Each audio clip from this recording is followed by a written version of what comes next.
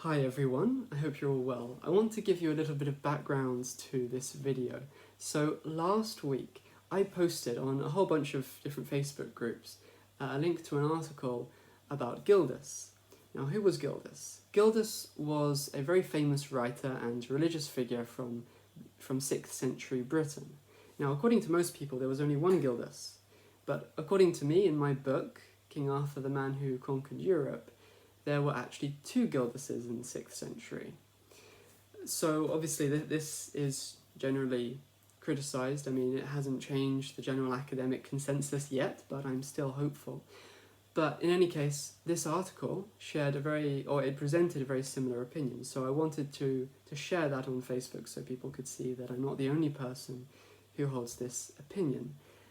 But like I expected it would, it was very controversial, and most people said that, well, not most people, but many people said that this is just a modern theory designed to try to explain away apparent chronological inconsistencies in the records about Gildas, and that actually the records are simply mistaken, having been written hundreds of years after the fact. They simply have some details wrong, but they're all describing just one person. But because they have some details wrong, there appear to be these chronological inconsistencies, which I and other people mistakenly try to explain away by presenting more than one Gildas. That's what people said, as I expected would happen. But what I wanted to show in this video is I wanted to show from the records themselves that there were actually two Gildases in 6th century Britain, and this isn't actually just a modern theory designed to try to explain away these apparent chronological difficulties. So, in the life of St. Gildas, the first one, which was written by someone in Brittany in, well, somewhere between the 9th century and the very early 12th century.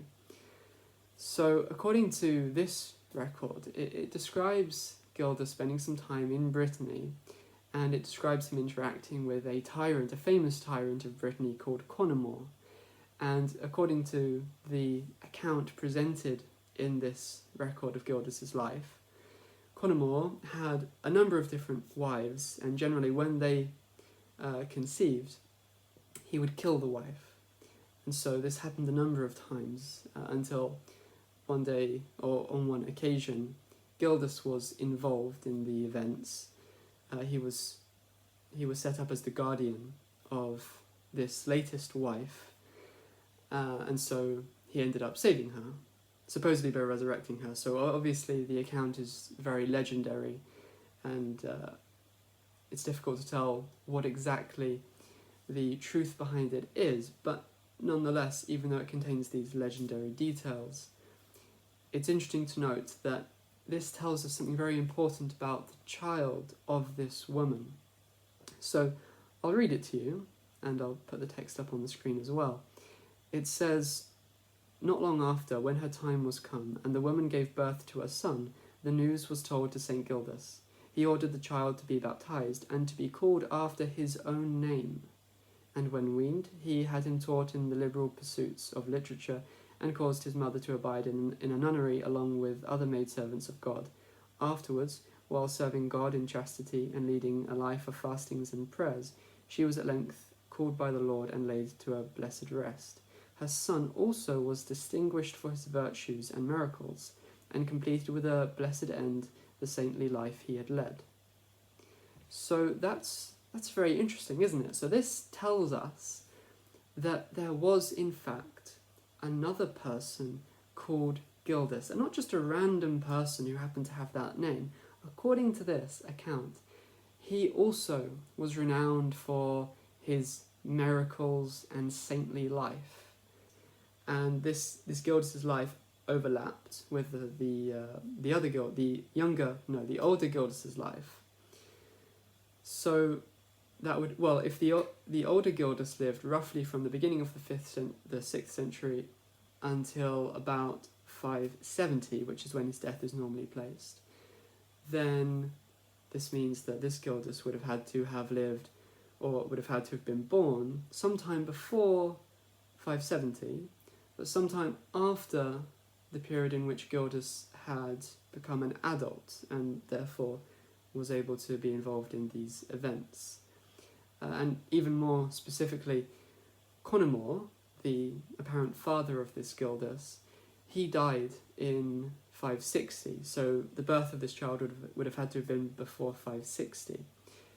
And he had been active for a while, apparently, as a tyrant, marrying and killing women. So, but yet it takes place before his death.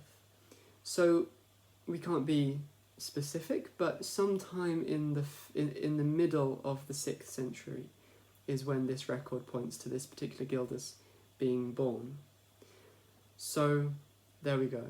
In this record, this early record about Gildas, about 6th century Britain, it tells us directly that there was another Gildas, a younger one, who was born around about the middle of the 6th century.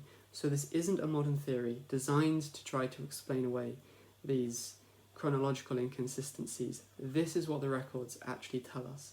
And if this is helpful for explaining the chronological inconsistencies, then, well, why not happily accept that?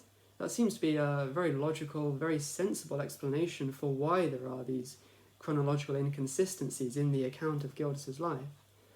So, there we go. That's my opinion. But what isn't my opinion is that there are records, or there is this record, this relatively early record, of a younger Gildas, born around the middle of the 6th century.